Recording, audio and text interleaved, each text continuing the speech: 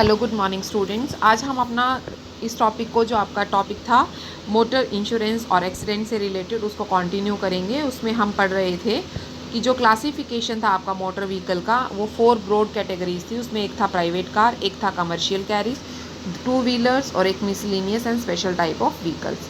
Private vehicles आप सभी को पता है, प्राइवेट व्हीकल्स जो होते हैं वो आपका सोशल, डोमेस्टिक या प्लेजर्स पर्पस के लिए, आप प्रोफेशनल्स पर्पस के लिए आप उसको लेते हैं।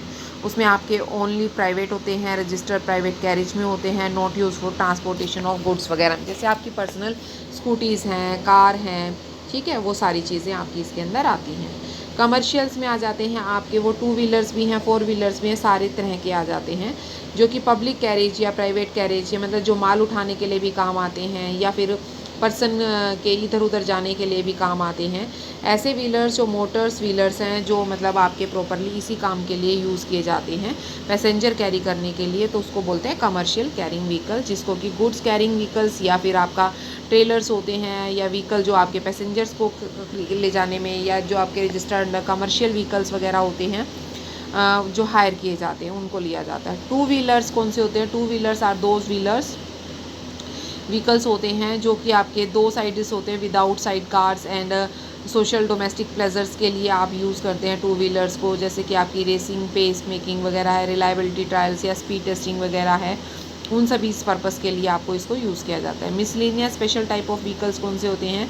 Are not included in any other category, जैसे कि आपका एग्रीकल्चर, फॉरेस्टिंग व्हीकल्स हैं, मोबाइल शॉप्स हैं, या कैंटीन्स हैं, या सिनेमा फाइल्स रिकॉर्डिंग्स हैं, या पब्लिसिटी इवेंट्स वगैरह हैं, डिलीवरी ट्रक्स वगैरह होते हैं जो आपके, या आपका पेडेस्ट्रियल कंट्रोल्ड ट्रॉलीज़ होती हैं, या गुड्स कैरिंग ट्रैक्टर्स होते हैं, ट्रॉलीज़ हैं, व्हीकल, इस तरह के व्हीकल्स जो होते हैं वो स्पेशल टाइप ऑफ व्हीकल्स में आते हैं।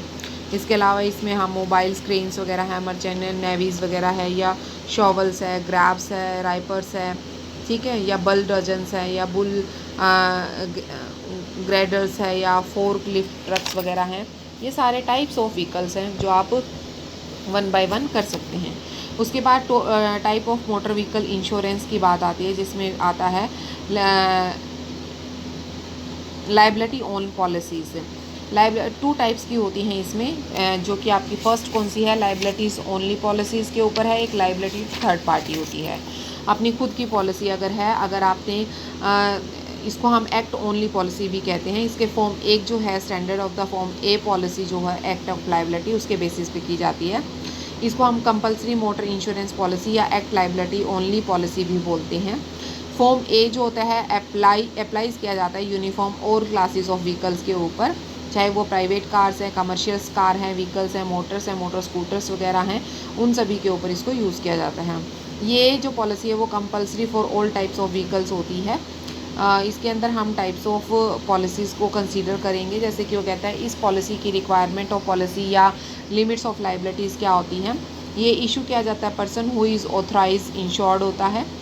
Insurer the person of the classes of the person. Specific policy जो होती है वो एक एक्सटेंड ऑफ स्पेसिफिक होती है। ये किसी भी लाइबिलिटी के अगेंस्ट होता है, डेथ या किसी की बैडली इंजर्ड हो जाता है, या कोई भी गुड्स ऑफ अथॉरिटी रिस्पॉन्सिबल्स होते हैं उनके अगेंस्ट में की जाती है। उसके अलावा जो death of the badly injured persons होते हैं, या पब्लिक सर्विस व्हीकल्स वगैरह होते हैं, उनको इसके अंदर कवर किया जाता है। उसके अलावा जो आपकी लाइबिलिटी ऑफ इंश्योर्ड होती है वो आपकी इसमें समाप्त की जाती है, लिखी जाती है। उसके अलावा जो respect of damage to the property होता है वो थर्ड पार्टी का 6,000 तक होता है, और उसको इंक्रीज़ कर सकते हैं आप 7.5 लाख तक, और 4 व्हीलर्स वगैरह और 1.5 लाख तक आप 2 व्हीलर्स वगैरह का कर सकते हैं। ये जो पॉलिसी होती है वो इफ़ेक्ट जो होता है इसका, कोई भी इफ़ेक्ट या कोई भी आपका इंश्योरेंस सर्टिफिकेट्स वगैरह होते हैं, या prescribe for the favour of person होता है, वो इफ़ेक्टेड होता है इसके अंदर। और जो आपका इंश्योरेंस पॉलिसी होती है वो इंश्योर करती है आपके जो आपके प्रॉपर इंडेमनाइट पर्सन होता है, या classes of the person specified policies वगैरह होती हैं, उन पॉलिसीज़ के प्रपोर्ट्स ऑफ टू कवर के लिए पर्पस के लिए किया जाता है। इसके अलावा आपकी एक्सेप्शंस आती हैं। वो कहता है फॉलोइंग एक्सेप्शंस जो होती हैं liability of insure under policy क्या क्या है। वो कहता है damage of the liability caused, sustain और incurred outstanding on the geographical जो एरिया होता है उसमें आपकी लाइबिलिटीज़ वगैरह जो है कॉज हो जाता है, दुर्घटना हो जाती है उस एरिया के अंदर, तो आपकी एक्सेप्शन है।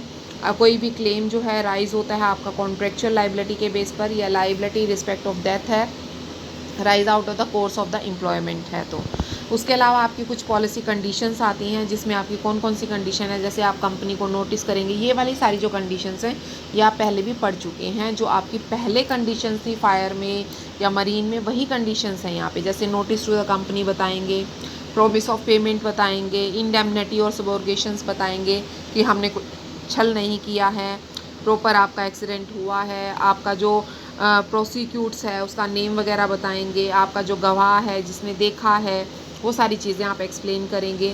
थर्ड, जो इंश्योरर लाइबिलिटी है, effect of the conditions of the vehicles के बेसिस पर वो आप इंश्योरर लाइबिलिटी अपनी पूरी करेगा।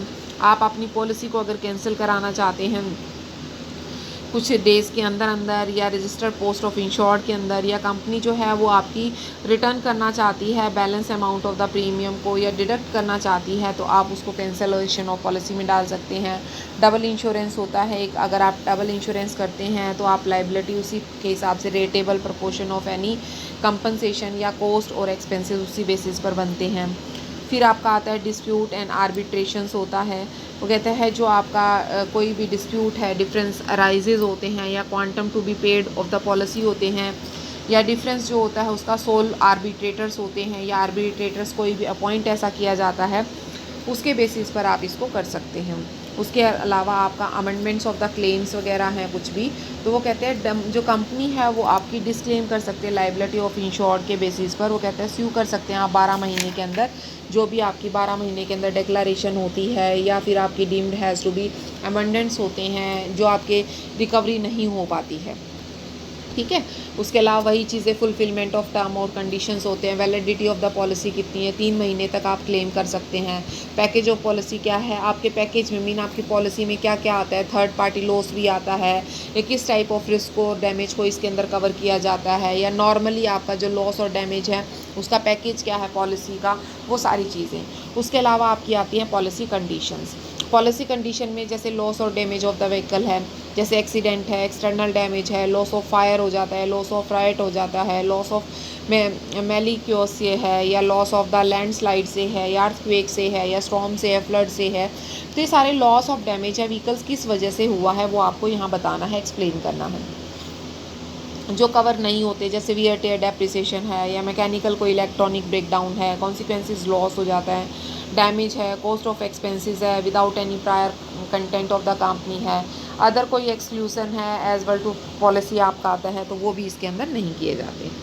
उसके अलावा कुछ और प्रोविज़न्स भी आपके इसके अंदर कवर किए जाते हैं, जैसे cost of production of turning cost आ जाती है, ठीक है।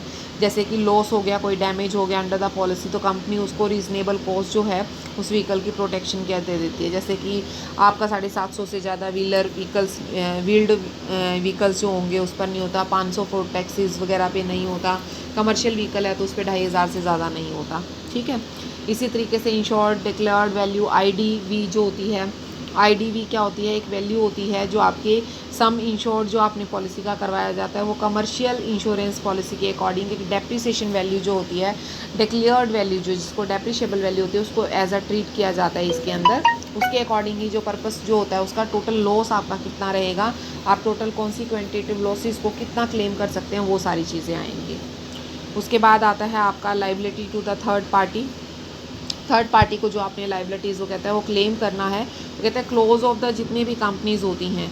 मान लो आपका थर्ड पार्टी का क्या होता है कि आपका व्हीकल किसी तीसरे पर मतलब ना इंश्योरर जो आपका कंपनी है उससे नहीं, आपका व्हीकल किसी से टकरा गया, जिससे वो टकराया वो थर्ड पार्टी है, तो आपका क्लेम बनता है थर्ड पार्टी पर। तो उसमें आपकी लाइबिलिटी क्या है, आप कंपनी को उसी टाइम बताएंगे, डैमेज ऑफ प्रॉपर्टी दिखाएंगे, उसकी फ़ोटोग्राफी वगैरह करेंगे, जितनी भी कॉस्ट एक्सपेंसेस हैं उनको आप रिटर्न कंसेंट वगैरह लेंगे, भाई ये हुए हैं। जो ड्राइवर्स वगैरह है अगर उनको इंजरी हुई है कोई भी, ठीक है, या ड्राइवर को कोई नुकसान हुआ है या इंश्योर्ड कोई परमिशंस वगैरह की जरूरत है वो करेंगे। कंपनी को कोई भी ओन ऑप्शंस वगैरह हैं या कोई भी अरेंजमेंट करना है या फेटल एंकर इंक्वायरी वगैरह करनी है तो वो सारी चीज़ें आप वहाँ से थर्ड पार्टी से इंक्वायरी करेंगे, उसमें वो आपकी हेल्प करेंगे पार्टी कि ऐसा हुआ है। अगर किसी की डेथ हो जाती है उस केस में, थर्ड पार्टी केसेस में, थर्ड मतलब पार्टी लाइबिलिटीज़ में, तो उसका लीगल रिप्रेजेंटेटिव जो भी होगा उसके अकॉर्डिंग आपका क्लेम पूरा किया जाएगा। तो आज के लिए बेटा इतना ही काफ़ी है, कल हम करेंगे जो जनरल आपके एक्सपेक्टेशंस हैं उनसे रिलेटेड। ओके बेटा।